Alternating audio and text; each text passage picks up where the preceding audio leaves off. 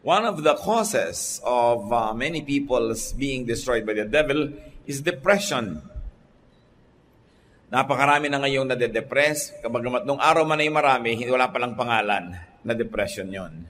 Kung ano-anong naiisip ng mga taong tawag doon, nahipa na masamang hangin, narong nakulam, narong na ganito, na ganyan. Pero marami palang mga cases of depression. Depression is causing so much suffering, kaya dapat lamang naman na ating kilalanin. Ang pag-aaral natin ngayon, at nais kong maging sensitive tayo, kung meron ito sa ating pamilya, sa ating mga kaibigan o sa ating sarili, para tayo ay mapagaling at ang ating mga amal sa buhay ay mahipo ng pagpapala ng Panginoon. Ang ating pag-aaral, pinamagatan natin, save someone from depression. And that someone might be you. Dear God, we thank you that you are God of freedom and that you set us free from all imprisonments, even from the imprisonment of depression. Nawa Panginoon, patawarin niyo po kami sa mga kasalanan namin. Gawin niyo sariwa ang lakas ng aming katawan at aming pag-iisip. Bagamat marami nang naganap sa maghapong ito, bigyan niyo kami ngayon panibagong kakayahan na mag-concentrate, mag-aral, umunawa, at matuto mula sa mga kasaysayan sa Biblia. Set us free so that that freedom to know may become freedom to become like your Son, Jesus. Kayo maging tagapagsalita, tagapangaral ngayon, Panginoon. Niluluklok namin kayo sa pinakamataas na trono ng aming buhay. Sinusuko namin sa iyo ang aming mga iniisip, alalahanin, maging aming katawan, aming tainga, ang aming mata. Tutuon namin sa inyo ang aming puso at isip. And we pray, Father, that you will liberate us, you will empower us, and you will use us as mighty agents of your liberation in your work of love in many people. Teach us. May your peace rule in our hearts, and may you protect our loved ones who are not with us right now from all forms of dangers, O God. We place ourselves under your protection, under the blood of your Son, Jesus, and may we ask you, Lord, do your will.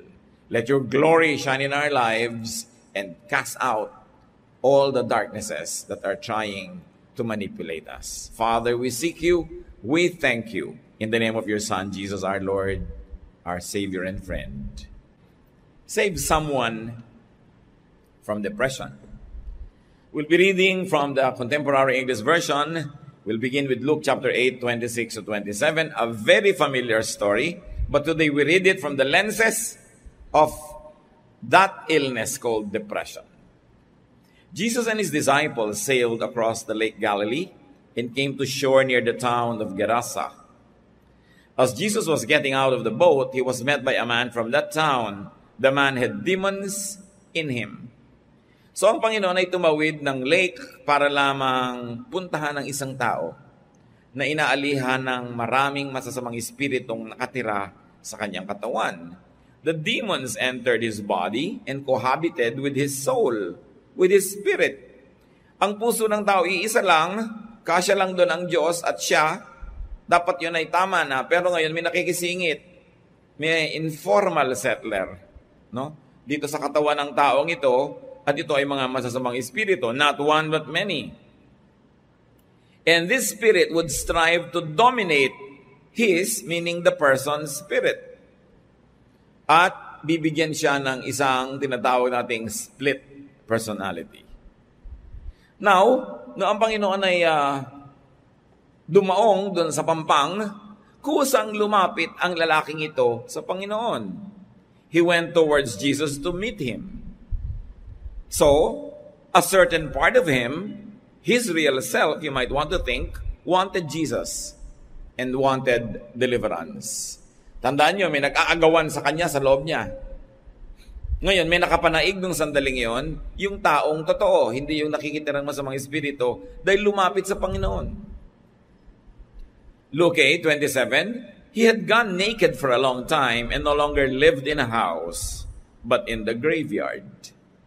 So itong taong ito, na inalihan ng masasamang espiritu, na binabasa natin ngayon as depression, you can read it many ways. Matagal na pala itong palakad-lakad doon na hubot-hubad. No? Hindi na siya nakatira sa bahay ng kanyang pamilya o sa bahay ng tao, doon na siya sa libingan nakatira. Mga libingan nung araw, mga kuweba, kaya pwede kang tumira sa loob.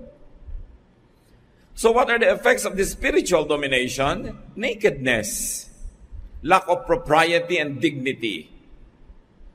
Isa daw po, sinasabi ng mga psychiatrist, sa mga unang senyales na ang tao ay nade-depress, nawawalan siya ng pagpapahalaga sa kanyang itsura, sa kanyang amoy, hindi siya nagpapapaligo, sa kanyang bihis.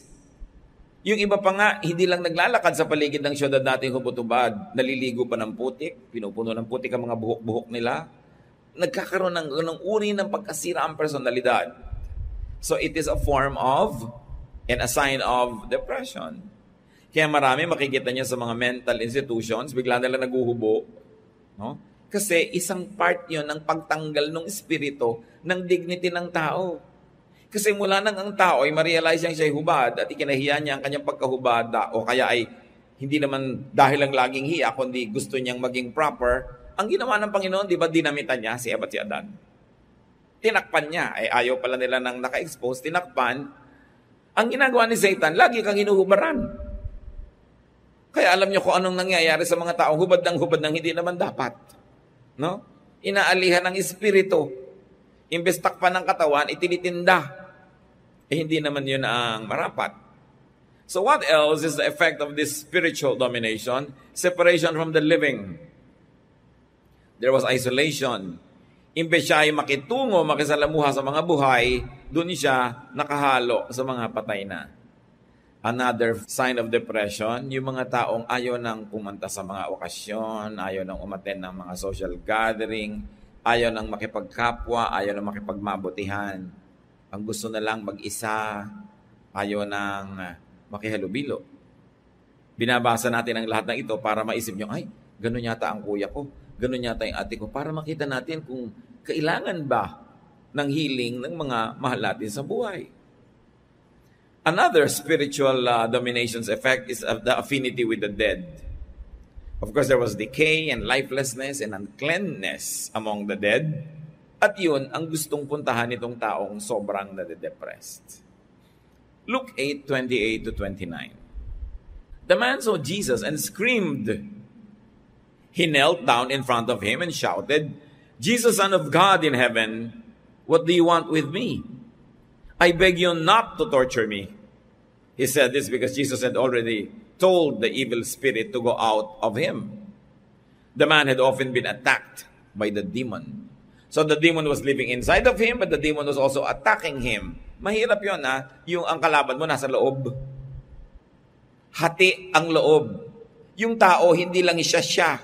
Meron pang nakikialam at sumisingit na nagpapanggap na siya rin yun. Kaya yung tao, hindi maintindihan kung ano nga ba gusto niya, hati ang kanyang kalooban. Kaya ang gusto ng Panginoon, buo, hindi hati. So there were mixed reactions that you can see from the body of that same man. There was eagerness for deliverance, and if you want to say, salvation. This is the man himself. But there was also fear. These are the demons who fear Jesus. Sabi niya, bakit po kayo nandito na? Parurusahan niyo na ba kami? Hindi pa naman dapat. Wala pa sa schedule yata. Did you come to torture us before the time? Other versions say that. So the man had two spirits, and his spirit and that of the demons. Think of split personality. May mga taong ang bait-bait ngayon, may umihip lang na hangin, biglang ang init na ng ulo, galit na. So, ano nangyari dito? Sa mga espiritu, umalis ka sa kanya katawan. No? Gusto mong ganunin kuminsan yung nanay mo. Dahil ano nangyari dito? Bakit nagkagalito siya? Naiba. Yung asawa mo, bigla-bigla na lang naiiba ang ugali. Nag-i-split personality at meron pa naiiba yung boses. Akala ng iba, himala. Ay, ang santo ninyo. Di ba? O ay, may nagsasalitang aswang. Kasi alam nyo, part ng psychiatrists will tell you that people that have split personality, na iba-iba kami sa yung boses. Biglang tumatalim ang mata. Ang reading agad ng iba pag relihiyoso, demonic possession. Pero pag maraming psychiatrists ang nagbasa ng mga reports sa New Testament ng demonic possession, bibiglan nila ng clinical name. Depression, pagiging split personality, schizophrenia. Pwede yon. Hindi naman lahat ng schizophrenia ay demonic possession. At hindi lahat ng demonic possession will manifest as that, pero magkamag-anak yung dalawa, nakakalito. Kaya tayo ngayon tumitingin dito from a very spiritual and religious point of view of the Bible, and also we're trying to apply some clinical standards of psychiatry. So the human spirit wanted to be freed. The evil spirits wanted to stay. They wanted to avoid torture and eviction. Ayaw nilang pinapa-evict, bagabang hindi naman talaga sila tagaron, but they wanted to be there. Luke 8:29. And even though he had been bound with chains and leg irons and kept under guard, he smashed whatever bound him. Then the demon would force him out into lonely places. So itinatali siya ng bakal na kadena sa kamay, bakal na kadena sa paa, pinuputo lang niya. Baliwala, sobrang lakas niya. At pupwersahin ng espiritu yung katawan na lumayo, tumakbo, magpunta sa mga lugar na ilang, malungkot, at siya'y mapapag-isa. The spirits in the man were violent and strong, and they wanted to isolate the man from other people. They wanted to put or keep the man in lonely places. Bakit? Para kayanin nila. Kasi siyempre, pag yung evil spirit, na solo niya yung tao, walang makakapanalangin para sa tao, walang makakapagbigay ng pagmamahal, walang makakabigay ng pansin, kakayanin niya i-manipulate. Kaya isa sa mga signs nga of depression, yung nagiging antisocial. Ayaw makihalubilo.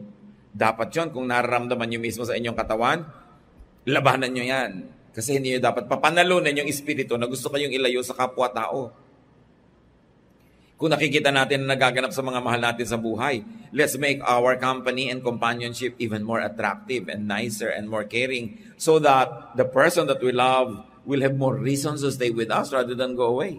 Remember, meron ding tunay na pagkatao yan, nakikipaglaban doon sa spirito. So tulungan nyo yung tunay na siya na magwagi sa panalangin, sa payo, sa suporta. Luke 8:30, Jesus asked the man, "What is your name?" He answered, "My name is Lots." He said this because there were lots of demons in him.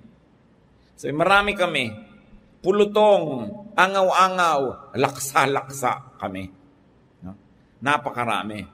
Luke 8:31, they begged Jesus not to send them to the deep pit where they would be punished. So alam naman nilang ending nila. Matthew 25:41 mentions the everlasting fire prepared for the devil and his angels. So sabi, huwag mo naman kami pupuntahin doon. Gusto pa namin sa dakong ito.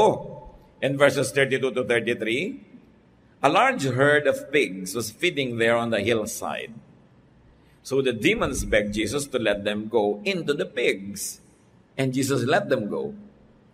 Then the demons left the man and went into the pigs. The whole herd rushed down the steep bank into the lake and drowned. Pag may mga nagtatanong sa akin, Pastor, paano ko po kaya maiiwas ang sobrang kumain ng pagkarami-raming pork? Kasi ang hilig ko po talaga ang sarap.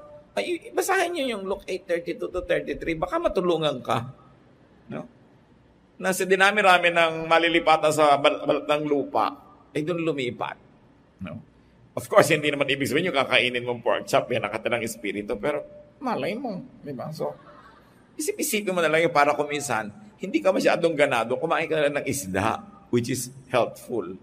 Siyempre, magdaramdaman yung mga kapatiran natin, may piggery. Paminsan-minsan, doon kayo bumili sa kapatiran natin. Di ba? So, the choice for uncleanness was the pigs. The spirits were very violent. They made their hosts self-destructive. Ganun na lang ang pagmamahal ng mga espiritu na yun sa lugar na yon o pagkamuhi. Ayaw nilang umalis.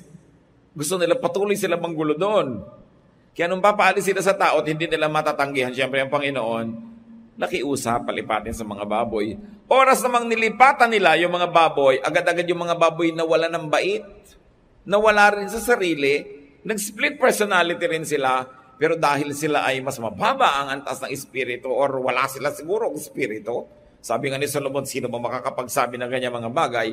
Pero ang point is this, hindi nila nakaya. Nagtalo na sila sa bangin, nagpatihulog, at pagkatapos, nalunod sila doon sa dagat. The spirits made their host self-destructive. Now, some victims cut themselves up kasi itong ating binabasang lalaking ito sa ibang version, nilinaw na pinaglalalaslas niya ang kanyang mga bisig at mga laman ng matatalim na bato. Some killed themselves. Maraming suicide are caused by depression. No? And some are driven or overpowered to kill themselves.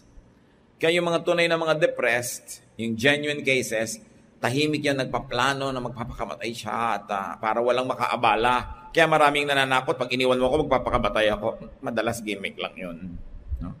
Dahil kung talagang balak niya magpakamatay, ba't sasabihin sa'yo, ang tunay na magpapakamatay, ayaw niya mapigil.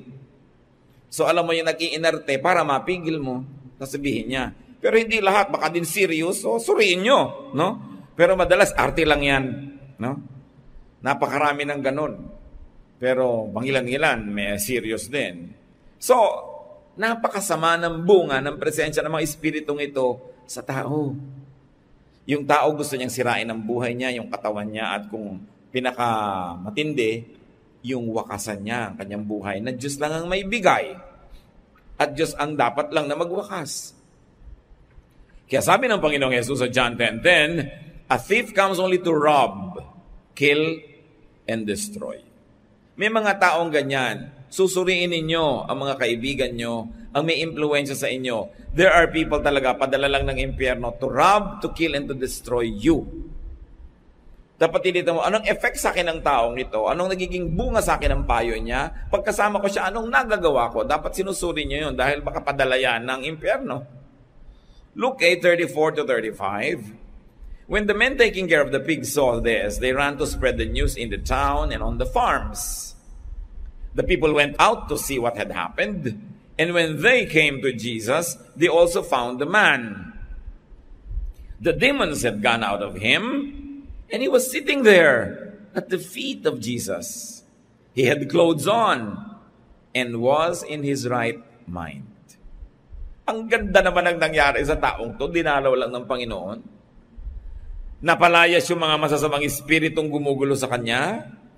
At ngayon, tahimik na siyang nakaupo sa paanan ng Panginoon. What does it mean to sit at the feet of Jesus? To learn. To enjoy the wisdom and the fellowship of the Lord. Samantalang dati, hindi siya mapakali, takbo ng takbo, nag-aatungal, nagngangangal sa gabi, pumayapa. Pagkatapos, nadamitan na siya. Natakpan na ang kanyang pagkakahubad. Alam niyo, ang Diyos Ama nun, tinakpan niya sa Eva at si Eva matapos magkamali. Ngayon naman, ang Panginoon, tinakpan naman niya itong isang to. Matapos siyang hubaran ni Satanas. No? And then he was in his right mind. Bumalik siya sa kanyang sarili. Bumalik sa ulirat. Sa kultura natin, marami tayong pagpapahayag niya. Sabi mo, itong babaeng nawawala sa sarili.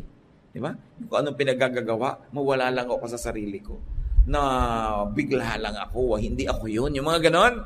Unless you are using it as an excuse, may katotohanan. So the Jesus touch is very important. And what was the first element of the touch? Why are we studying it? Because we who have Jesus in our hearts must also give the Jesus touch to people. And the first element was he visited the man.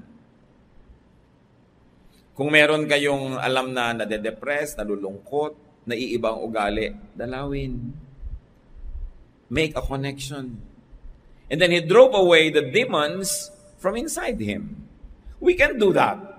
You can either, in the name of Jesus, drive out demons, or just replace the possession that the demons occupy by being there, by bringing cheer, by bringing happiness, by bringing encouragement.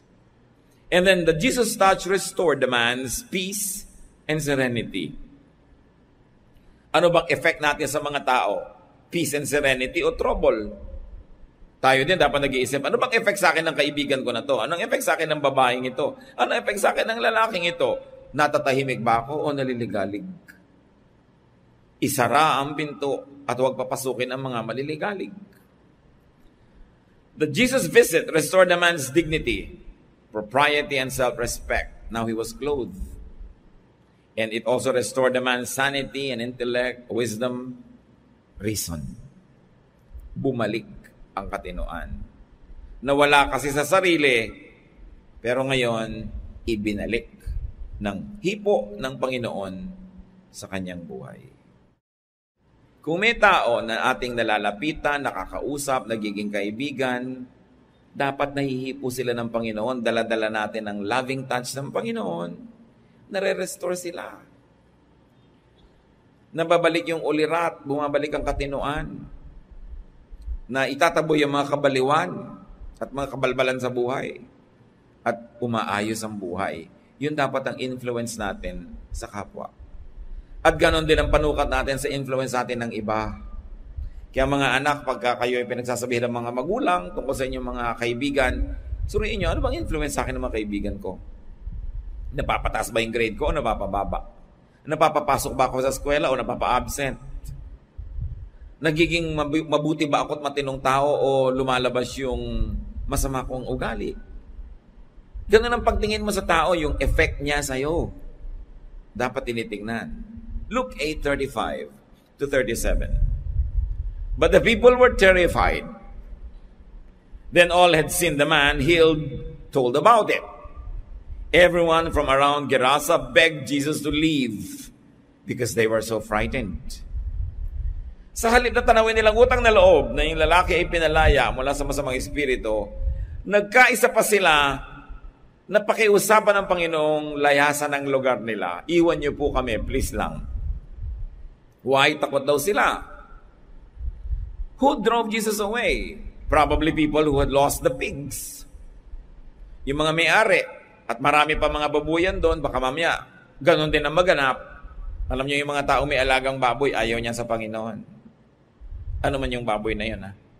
Hindi na yung literal na hayop, kundi ano mang kababuyan ang pinagagagawa ng mga tao, ayaw nila nasasalin si Lord sa buhay nila. Tataboy nila. Kaya yayain mo mag-Bible study, yayain mo mag-worship, mag-prayer. Pagka may alagang mga baboy, ayaw. Mahirap yayain. No? So, malaman mo, may alaga siguro to. Pero huwag niya na namang usigin. No? Baka lalong humirap na imbitahin. Pero unawaan niya na aayaw niyan may i-give up eh. That's why you should be very assuring. Sino pa kaya sila? Those who were fearful due to ignorance. Alam niyo yung ignorance, malakas manakot. Dahil hindi nila alam ang naganap, natakot. Pinakamadali na lang gawin, paalisin yung nagbigay ng new point in the equation. Si Jesus, sabi niya, umalis po kayo. Sa halip na pakiusapan nila magstay at magpalayas pa ng maraming mga ganong espiritu, pinaalis. Hanggang ngayon, sa buhay natin, nangyayari yan. Ikaw itong magdadala ng mabuti, sa iyo pagalit. Ikaw ang nagbibigay ng magandang payo, ikaw ang nagbibigay ng magandang opinyon, sa iyo pa magagalit. Yung gustong tirahan sila ng mga masasamang espiritu. At sino pa kaya nagpaalis? Hindi siyempre, mga kakampi ng mga demons na yon, ayaw nila na ma-deliver yung marami mga tao from demonic disturbance. Fear of demons could be a bigger enemy than the demons themselves. Madali naman kausap ang mga demons eh. Anong sabi ni Lord? Anong sabi sa Bible? Resist the devil and he will flee from you. Resist lang. Tanggihan mo lang, alam naman niyang wala siyang karapatang magpilit, aalis. Pero yung takot, mas mahirap i-handle yon. These are the types who cause, promote, and worsen other people's depression. These types of people. Luke 8:37 to 39.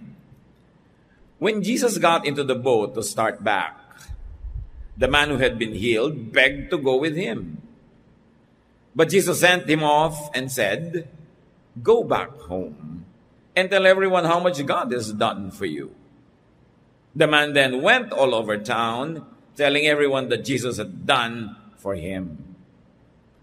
So itong tao ngayong gumaling na, matino na, maayos na, ayaw na ngayong humiwalay kay Jesus. Nung pasakay na ang Panginoon sa bangka, na sinakyan niya para lang dayuhin itong kaisa-isang taong ito, gusto na niyang sumama. Isinama ba? Sabi ng Panginoon, ako, umuwi ka na lang muna. No? Sabihin mo sa mga tao sa inyong bahay, sa inyong barangay, ipamalita mo kung anong kabutihan ang ginawa sa ng Diyos. At yun naman ay sinunod ng tao, hindi nagpilit. No? At ipinamalita niya ang kabutihan ng Diyos, Hindi sa malayong mga bayan, kundi sa sarili niyang bayan. Hindi lahat ng misyon kailangan abroad. Hindi lahat ng pagmimisyon kailangan sa malayo. No? Yung mga iba gusto na lang yata mag-picnic. No? So ngayon gusto mag-mission sa kubod, daming lugar. Ito naman, teka, yung mga kamag-anak mo ba, save na? Mga magulang mo, mga biyanan mo, mga kamag-anak mo, kaibigan mo, kapitbahay, hindi pa po. Ba't pupunta ka pa sa Antarctica? Tatatlo ang tao. Sa barangay nyo, ang dami. Maliban na lang talagang may tawag sa kanya yung Panginoon, then we don't contest that. Pero hindi mo kailangan lumayo para mag-mission. Bawat kaluluwa na wala doon ng Panginoon, mission field yun. At bawat taong nahipon na ng Panginoon, missionary na yun. Kaya may training ka kaya wala, mahirap ba ipamalita ang kabutihan ng Diyos? Kukwento mo lang naman yan. So the truly freed former demoniac desires the Lord's company and leadership. Ang mga tunay na tumanggap sa Panginoon, ang mga tunay na napalaya sa dating buhay, yung mga nakaranas ng kabaitan, kabutihan, kapayapaan na ibinibigay ng Panginoon, laging gusto sumama sa Panginoon. Sumama sa church activity, sumama sa mga prayer, sa mga worship, sumama sa mga gawain. Kasi the church is the body of the Lord. Saan mo pahahanapin yun? Yun na yung pinakamalinaw na pwede mong pagsalihan at pag-ubusan ng lakas mo, sumusunod ka, gusto mo nandun. Every willing heart finds a reason to be in church. Every unwilling heart finds every excuse not to be there. Kaya nakakakilanlan na yung mga mahilig talaga kung medyo masungit ang panahon, medyo may konting hirap pupunta, doon mo na malalaman kung sino talaga yung determined. Dahil pag determined ka, malayo may malapit din. Sabi nga, pilit ko ring mararating. Huwag lamang masabi mong di kita ginigiliw, sabi ng kanta. So kung sasabihin mo sa Panginoon, magsaserve ka lang ba? Pupunta ka lang ba? Kung madali, kung mahirap, hindi na. So nakikita natin. Now, Jesus wants him to do something more personal and more urgent. Bakit naman sumasama na nga kay Lord, di pa niya sinama? Kasi ang tagal ng absent yung tao sa sarili niyang pamilya, nakatira kasama ng mga bangkay kung saan-saan nagpupunta. The Lord wanted him to be restored to his family and friends. He had been isolated for so long. Kaya yung mga nagsasabing, ako, natanggap ko na ang Panginoon, na born again ako, na bago na ako, renewed Christian na ako. Have you been restored to your family? Baka naman hanggang ngayon, di pa kinakausap yung biyanan mo. Di ba? Iniisna mo pa rin yung kapitbahay nyo, pero na-restore ka na kay Lord. Ang susunod na kasunod, be restored with people around you. Yun ang hinahanap ng Panginoon. Huwag kang sumama sa akin kung saan-saan. Umuwi ka sa inyo, makipag-ayos ka, makipagkasundo ka, renew your relationship. Dahil yun ang mission field mo. Hindi ka dapat nagme-maintain ng mga hindi pakikipag-usap, alitan, galit. Samantalang nasa Panginoon ka na. Dapat ma-reconnect ka sa mga taong malapit sa iyo. Dahil magiging mission field mo sila. Dapat mo rin silang madala sa Panginoon. At para rin sa sarili mong kabutihan. Di ba mainam naman yung pakiramdam na maganda yung samahan nyo kaysa hindi maganda? Tell people about God's saving and restoring work. Yan ang ginagawa ng mga nakakakilala sa Panginoon. So that more demoniacs could be freed. So sino tayo? One former demoniac who is now free in the Lord, trying to minister to somebody who is still not free. Ganun lang yun. One forgiven sinner leading another sinner to be forgiven para pare-parehong forgiven. Yun ang importansya ng ating pag-aakay sa kapwa patungo sa Panginoon. So the former demoniac becomes God's ambassador. Kita nyo talagang iba yung hinihipon ng Panginoon, nabaligtad. Siya ngayon ang spokesman ng Panginoon, samantalang dati, magbuka lang siya ng bibig, takbuhan na yung mga tao sa takot. Ngayon, blessing ang lalabas sa kanyang bibig. At sabi nga naman, the best way to beat an enemy is to turn him into a friend. So siguro, dating enemy of God's work itong taong ito, now, he is a worker in the Lord's mission. Ang ganda ng transformation. Now, let's read demonic domination here as depression. It is a suggested reading. Kasi talagang marami silang similarities. Though not all depressions may be caused by spirits, but depressions caused by spirits will show these signs. Why are we studying this? Because there could be a victim of demonic domination and depression in our own family. among your friends, in us. Baka mamaya hindi naman dapat iba pag-usapan, tayo pala. Kaya pala tayo dinala ng Panginoon ngayon dito para maisip natin, depressed kaya yung hipag ko? Depressed kaya yung kaibigan ko? Kasi kung minsan nagugulat na lang tayo, may biglang nagpakamatay na lang. Wala kang kamalay-malay, balak pala niyang gawin. Ang sakit. Kasi ang tagal na palang may signs, pero dahil hindi mo pinapansin, nung nalang namatay, tsaka kayo oo nga, no? Napansin mo ba ganito siya? Oo nga, napansin. Ba't kayo nyo lang pinag-uusapan? Kailan nakaburol na? Kasi hindi nga nauna yung pagiging sensitive. Kaya kailangan mauna yon. Aanhin pa daw ang damo kung patay na ang kabayo. Kaya kailangan maintindihan natin. Dumarami po ngayon ang mga nade-depress sa Pilipinas. Dumarami ang nai-imbalance ang spirito. Marahil dala ng sobrang lungkot. Kasi 10 million Filipinos are OFWs. Can you imagine naman yung social cost? Yung mga pangungulila, pagkainip, misang pangamba. Yung mahal mo sa buhay, ang layo, tapos ang selos ka, ang hirap naman yata ang layo-layo. Parang wala kang kakontrol-control sa sitwasyon. Nagkakaroon ng mga depression ng mga tao. Ang dami-dami nating mga manggagawa ngayon, siyempre dahil kailangan magtrabaho, nagtatrabaho ng panggabi ng mga shift, naiiba ang mga sleeping habits, nadi-imbalance yung katawan. Ano magiging bunga niyan sa ugali? Ano magiging bunga? Kaya marami nagiging irritable, no? Nagiging mga unreasonable kung minsan yung mga init ng mga ulo nila. Kasi imbalance yung katawan. Nilikha tayo na may katawan, may espiritu, may kaluluwa. Dapat lahat siya ay naalagaan. Pero dahil nga sa economic needs, maraming stress on our bodies which will of course affect our emotion and will affect our spirit. Kaya dapat mas sensitive tayo. Now, what are the possible causes of depression? Isa ang pinaka-main cause niyan, a grave and lingering negative spirit. Maraming nakakapansin, marami daw sa mga nagtatrabaho sa panggabi, bugnutin, magagalitin, mabilis sumabog. Ano kasi, kumisan ang dami nilang negative spirit na hawak. Lalo yung, kumisan, ang trabaho mo, sumasagot ka ng telepono, iniiba mo pa kumisan yung accent mo dahil siyempre, kunwari, kababayan ka niya. Yung palang yung hirap-hirap na, nagbabalat kayo ka. No? So, napipilitan ka dahil kailangan mo maghanap buhay. Pagkatapos, yung kausap mo, reklamo ng reklamo, galit na galit sa'yo. Ikaw naman, I understand. Oh yes, of course, I understand you. Pero gusto mo talagang sabukain yung kausap mo, no? Pero may script ka kasi. Saan mo ngayon ibubunton yung mga hindi mo na ipapahayag na yon? Diba? Naiipon. Tapos napupuyat kaya, kainom ka na ng kape, nakakatatlong drum ka na, hindi pa tapos yung gabi. So, sigarilyo pa ng sigarilyo para magising at na-stress. Ano mangyayari sa katawan mo? So there's a lot of frustration. This is the thief.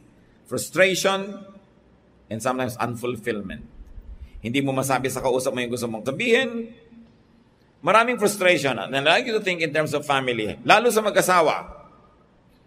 Kasi baka asawa nyo mismo, kung may asawa kayo, yung kandidatong ma-depress, ano mga frustration niya sa'yo? Ano yung mga unfulfillment, mga gusto niyang maganap na hindi nagaganap? Alam niyo, pag paulit-ulit yun, magkakaroon ng negative spirit yung tao. At pag may nakatira na doon na negative spirit, lalanding na yun ng mga ibang spirito kasi may kakampi na sila sa loob. Kaya dapat pinapaalis yan. That's why it is important to always confess to God. May masama kang naramdaman, naisip, meron kang galit, kino-confess mo agad sa Lord. At kung maiko-confess mo sa tao, i-confess mo agad para umalis agad sa'yo. Hindi mo iniipon. Repression could be a root of a negative spirit. Yung hindi mo maipahayag ang gusto mo, pigil na pigil ka. One of the best gifts that we can give to people we love is to set them free to be themselves. Not to tolerate wrongdoing, but to allow them to be expressive of who and what they really are. Let us help people express themselves and get fulfilled. Kasi kung laging hindi naman ikaw, nagpapanggap kang ikaw yon, bibigay ka rin, biglang mamaya nakatirintas na yung buhok mo, mga putik-putik na. Kasi lagi ka nalang repressed. And resentment. Marami. Because in our structured society, hindi mo maipahayag kung minsan ang gusto mo, naiinis ka na sa kuya mo, naiinis ka kung minsan sa lola mo, hindi mo masabi, whatever. And there could be a growing resentment. Pag hindi yan na i-confess, hindi yan na i-deal, hindi natanggal sa katawan, kakapitan ng mga masasamang espiritu. Kaya sinasabi, do not give the devil a foothold. Huwag mong bibigyan ng matutungtungan dahil pag may kaprasong na itungtong yan na paa, mamaya buong katawan niya nandun na, tapos mamaya, ang dami-dami na niyang dala kasi nakalanding. E pag lagi kang repressed, resentful, doon kumakapit yung mga espiritu. One other thing is being rejected. When you're always being rejected, syempre, nakakaroon ka ng resentment. You get repressed. And then you get unfulfilled. Another landing point of this negative spirit is sadness and loneliness. That's why I am concerned about the social cost of exporting too many people for too long. Kasi siyempre ang tao, pagka nakalampasa, ano nga yung ating threshold? Sa aerobic threshold, magkakaroon siya ng second wind. Galing niyo ah. Pag ang tagal mo na namimiss yung asawa mo, sa katagalan, lumampas ka na sa aerobic threshold, mamaya hindi mo na-miss, second wind ka na. Iba na ang miss mo. Si kumpare na. Di ba? Delikado yan. Para rin yung gutom na gutom ka, gusto mo nang kumain, tapos nasalubong yung gutom mo, ang sarap, pero pag lumipas, ayaw mo na, hindi ka nagutom. Ano mangyayari pag sobra tayong nasanay na wala yung mga mahal natin sa buhay? Delikado rin yun. Kaya dapat ang tao, Pastor, kailan po ba ako uuwi? At tagal ko na nag-abroad. Pag hindi mo na namimiss yung asawa mo, umuwi ka na. Sasabihin naman ng misis, kailan ko po ba pipigilin ng mag-abroad ang mister ko? Pag hindi ka na umiiyak sa airport, pag aalis siya, sobra ka ng sanay. Dapat hindi na siya umalis dahil baka wala na siyang balikan. Kaya nga napakalaking pananagutan sa ating pamahalaan, sa ating lipunan, sa mga pinuno, paunlarin ang bayan natin so we don't always have to export people because the social cost is too much. And once your emotions are always affected, your spirit will be affected. Kaya iba ang lakas nung merong Panginoon sa buhay nila, may Bible study, may fellowship, may mga kapatiran in a positive way. Ang laki ng support system mo. Ang laking blessing yun. Alam niyo, as your pastor, ang tuwang-tuwa ako pag nalalaman kong member kayo ng mga sambahay, member kayo ng ganitong ministry, member kayo ng ganong group, may support group kayo eh. Dahil alam ko, pagka may mga members tayo kasali doon, nagkasakit siya, may dadalaw, namatayan siya, mayroong makikiramay, yun ang important sa church. Hindi lang katuroan kasi pwede ka naman mag-self-study, pwede ka makinig sa radyo, sa TV, pero may ipapalit ka ba doon sa fellowship? Kaya dapat, yun ay nililikha at dinedevelop ng tao na masangkot siya sa mga fellowships. Now, another landing area of this negative spirit is isolation and disconnection.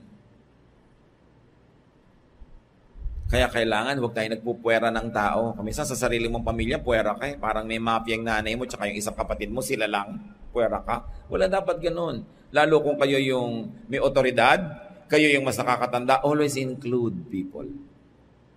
Masakit yung napupuwera. At pag lagi kang puwera, sa takot mo na lang na mapuwera uli, ikaw na magvo-volunteer, pumuwera sa sarili mo. Lagi ka na lang tuloy mag-iisa, ma-isolate ka, which is what Satan likes. Para kanya ma-manipulate, makaya, dahil wala kang support. Isa pa pong landing ng negative spirit that could turn into depression is envy and jealousy. Pag ang tao ay may inggitin, seloso, mapanibughuin, ang dali siyang i-manipulate ni Satan. At isa pa, anger and hatred. Pag nag-aral kayo ng mga taong gulo ng masamang espiritu o kaya ay na-depress, nagkaroon ng schizophrenia, itong mga binanggit ko sa inyo, marami present sa buhay niya. Maraming galit, maraming sama ng loob, galit sa mundo. At saka may api mentality, api ako, kawawa ako, inaapi ako ng mundo, inaapi ako sa office, pati yung conductor sa bus, inaapi ako. Yung lahat, ang buong planeta, nagkakasundong apihin siya. Siyempre, imagination lang niya yun, ano? Dahil ang tingin niya sa sarili niya, victim. Kung meron sa inyo mga kapatid ganda ng pagtingin niya sa sarili niyo, maghunos dili kayo, palayasin niyo sa buhay niyo yung victim mentality. Na, meron pang, yung nanay ko po natanggal sa trabaho kasi po pinagkakaisahan sa office nila. Anak, Parang 5 beses ko nang narinig yan. Sa 5 opisina na pinasukan ng nanay mo sa loob ng 6 na buwan, lahat ng 5 opisinang yun, nagkasundo-sundong pagkakaisa-isahan siya at pahirapan siya. O baka ang nanay mo talaga ang humihingi ng ganong trato dahil sa kanyang ugali. Pag may umaapi sa inyong isa, siguro masama yun. Pag may umaapi sa inyong 2, masama sila. May umaaping 3, ang sama nilang 3. Pero pag 4, 5, 6, 7, mag-isip-isip na kayo't madalas kayo yon. Kayong dahilan. Pagka sinasabi niyong, nadukutan po ako. 5 beses ka lang nadukutan, ha? Siguro laging nakabuka ka ang mga wallet mo, kaya ka nadudukutan. Bakit ka lagi naagawan ng phone? Siguro kung kailan nandun ka sa siksikan at maraming pwede mangagod, doon ka pa nag-text. Marami sa atin, tayo na magmamagnet ng problema sa buhay natin. Kaya suriin yung mga buhay niyo mga kapatid. Kung paulit-ulit, di ba? Lagi ikaw yung may nakakaaway, ikaw yung napapagalitan ng boss, ikaw yung natatanggal sa trabaho, huwag mo sabihing nakakainitan ka. Maybe you're too hot to handle. Alisin natin yung gano'ng mga resentment, mga anger. Kasi habang nasa atin yun, tuwang-tuwa si Satan, ang dami niyang kinakapitan. Alam niyo yung laro nung araw na baboy na papaliguan ng mantika tapos uhulihin mo siya? If you're old enough to have played those games. Di ba? O kaya yung buko, babalutin ng mantika tapos agawan kayo. Ang hirap ng agawan, di ba? Bakit? Wala ka mahawakan. Ang dulas eh. Subukan mo yung baboy na may damit, may mga ribbons, di ba? May mga bracelet, may mga kwintas, agawan. Di ba ang dali niyang hawakan? Kasi may nahawakan ka. Ngayon, ang hinahawakan ni Satan sa atin, para niya tayo ma-depress, para niya tayo ma-isolate. Yung mga yan. Anger, jealousy, envy, hatred. Pag meron ka niyan, ang dali mo niyang mahawakan ka ni Satan. Namamanipulate ka. Kaya magsuri-suri tayo mga kapatid. Now, what are some effects of depression? Hindi mo na alam kung ito effect o ito yung dahilan. Kung ito ang bunga o ito yung sanhi. Isolation. Pinag-usapan na natin kanina yan. Lifelessness, yan ang isa sa mga effect. Self-destruction. Self-mutilation. Likas sa tao na nilikha tayo ng Diyos na mamahalin natin yung katawan natin. Ayaw nating masaktan yan. Ngayon, kung ikaw na naghahanap ng sakit ng katawan, ikaw na ang humihipa. Lagay na lagay ng mga sugat sa buhay mo, kung ano pinaglalagay mo sa katawan mo, mag-isip-isip ka, may nandadaya sa'yo. Because God has asked you to take care of your body. Your body is a temple of the Holy Spirit. So, may pandaraya nangyayari. Self-debasement. Kaya may mga tao walang galang sa sarili nila kung ipaghampasan nila yung katawan nila sa 4 na sulok ng Metro Manila. Kung gusto nila mang-attract, ang ginagawa nila, halos maghubad. Hindi ka pa pwedeng ma-attract dahil ang galing mo mag-spell. Alam mo, attracted ako sa kanya, bakit ang galing mag-spell eh. Di ba?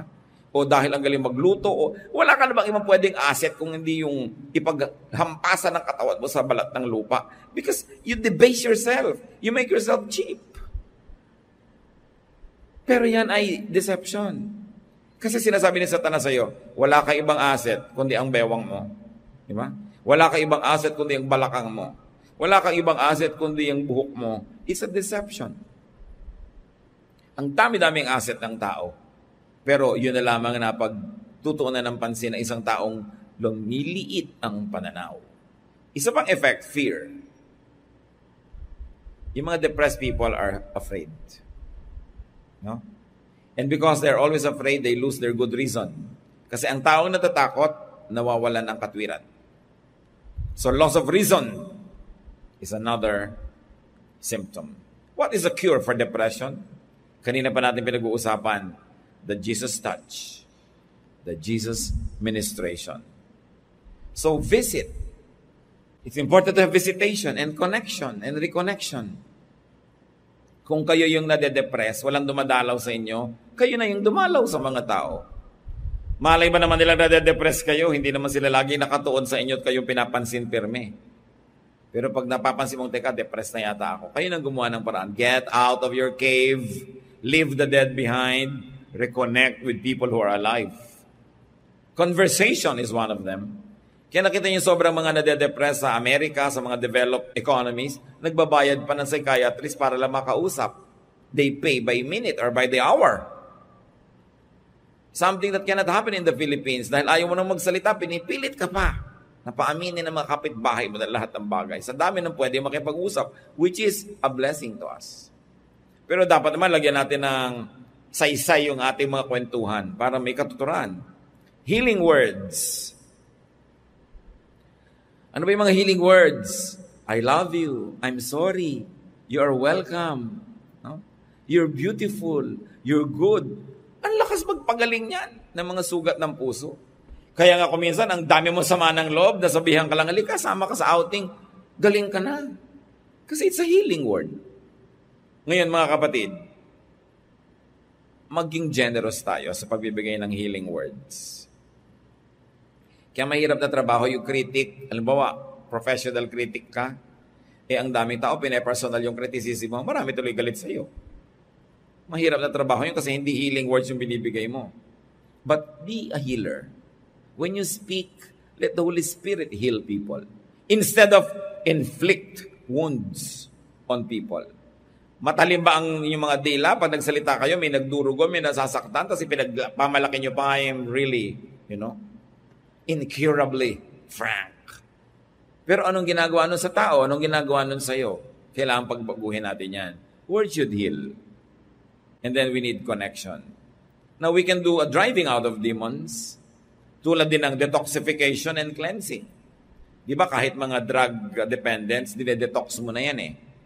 Kailangan ma-reprogram, a lot of drinking water, nilulub sila sa malalamig na tubig. Kung ano nang ginagawa para matanggal yung mga lason sa katawan nila na namuuna ron. You need cleansing. And how do you do that? Emotionally, a good cry is a good detoxification and cleansing. Maraming mga poisons in our blood that goes out through the tears. Napakaganda mag-detox ng pagtatapat. Yung pag-amin ng kamalian, paghingi ng tawad, saying sorry. Alam niyo yung mga tao na alam nila may mali sila, tapos hindi nila masabi yung sorry, para ka may buhat-buhat na mabigat na bato. Pero pagka nilakasan mo na yung loob mo, kinain mo yung pride mo, which is what you should do, at sinabi mo talagang, I'm sorry, I was wrong, gumagaan ang iyong pakiramdam. So bakit mo pinapabigat? Sasabihin mo lang naman yung sorry. Ang matatalinong tao, marunong magsabi niyan. Lalo naman yung mga makadyos na tao. Kasi nakakalaya ka pag nagsabi kang sorry. Baka yung katabi niyo mismo ngayon, kailangan mag-sorry na kayo. Ngayon na mismo. Sorry ha.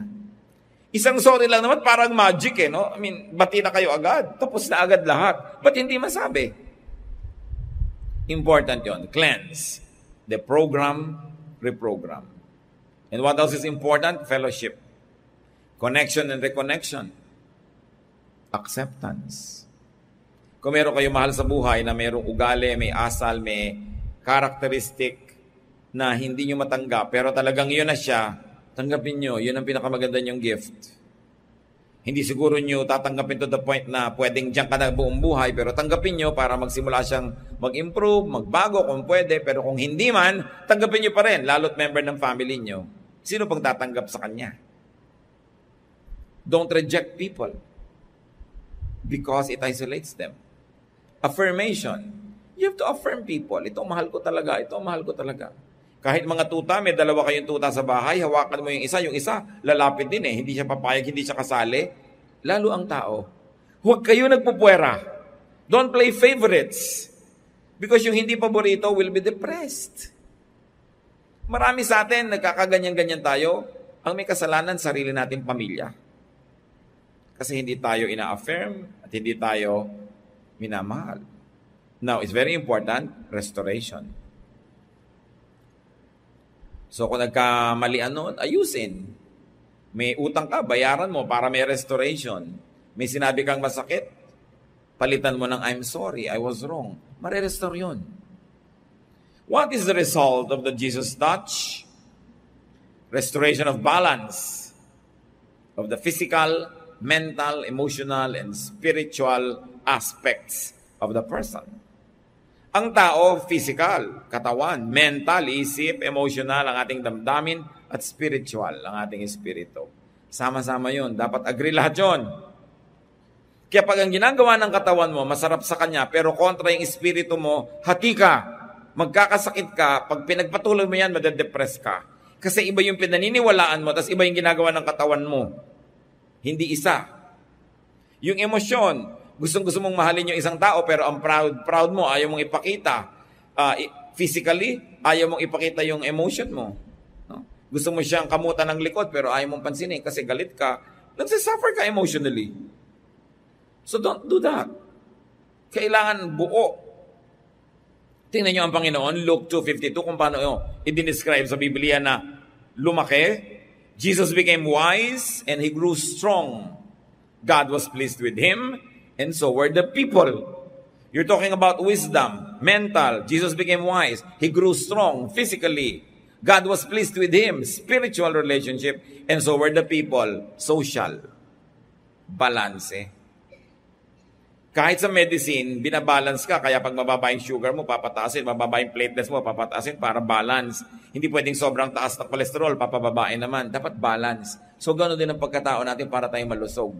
All kinds of imbalance will lead to sickness.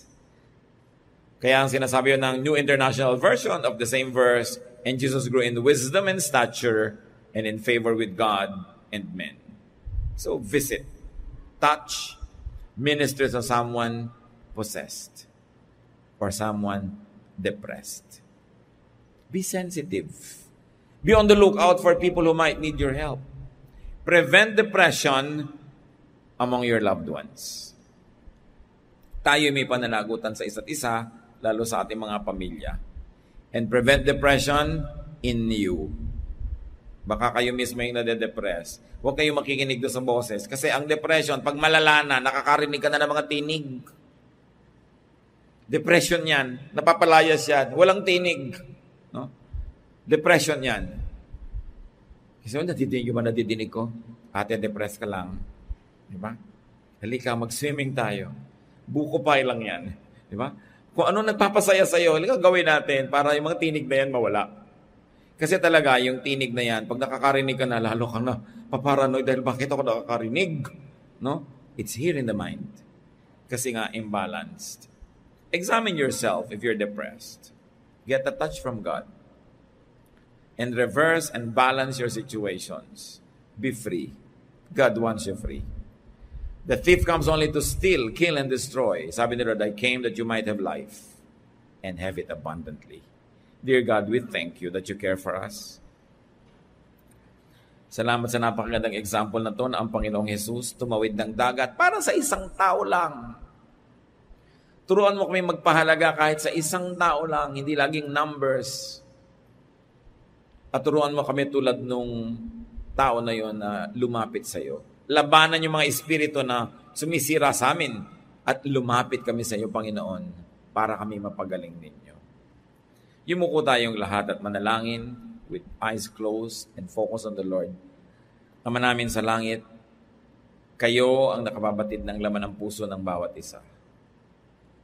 Sino man sa mga kapatid ngayon ang tatawag sa sarili nila na depressed, slightly depressed, very depressed, or candidate to be depressed. Panginoon, ngayon pa lang, hipuin niyo po kami. We reject and rebuke the spirit of depression and drive away these demons that would like to land in our spirit and destroy us. We come under the shadow of your Son, Jesus, and we reach out to you, O God, to touch your hand so that your power may be in us. Palayain niyo po ang bawat isang kapatid dito na nade-depress. Ituro niyo ang mga practical na dapat gawin to reconnect with people, to say the right things, to do the right things, to be in the right places so that this depression could be driven away. Hipuin niyo, Panginoon, pagalingin at bigyan ng balanse sa buhay. Bigyan niyo kami, Lord, ng discernment and wisdom to know what are the wrong things we do that lead to our depression, and teach us the right things we should be doing so we could be balanced, healthy, and free.